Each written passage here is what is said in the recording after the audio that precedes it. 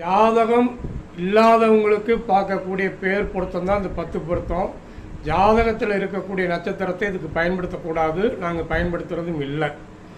இப்போ நாம் ராசி பொருத்தம் அப்படிங்கிறத பார்க்கலாம். 2, 5, 6 இந்த ராசிகள் பொருந்தாது, அதமம்னு போட்டிருக்காங்க. 8வது ராசியாக இருக்கக்கூடாது அப்படின்னு போட்டிருக்கான். இந்த மாதிரி இருந்தால் என்னென்னா வம்ச விருத்தி இல்லை. இதனுடைய பலன் வம்ச விருத்தி. ராசி அதிபதி அப்படின்னு சொல்லி அடுத்த கான்செப்ட் இருக்குது. ராசி அதிபதி அப்படின்னு ஒரு கான்செப்டே முதல்ல தப்பு. அது என்னங்கிறதுக்கு அறிவியல் பூர்வமான விளக்கம் இருக்குது. அது நேரில் தான் பேச முடியும்.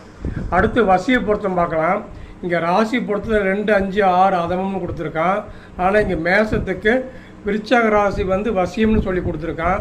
சிங்கத்துக்கு மகர ராசி வசியம்னு சொல்லி கொடுத்துருக்கான். மகரத்துக்கு கும்பம் வசியம்னு கொடுத்துருக்கான். கும்பத்துக்கு மீனம் வசியம்னு சொல்லி கொடுத்துருக்கான். அப்போ ராசி பொருத்தமும் வசிய பொருத்தம்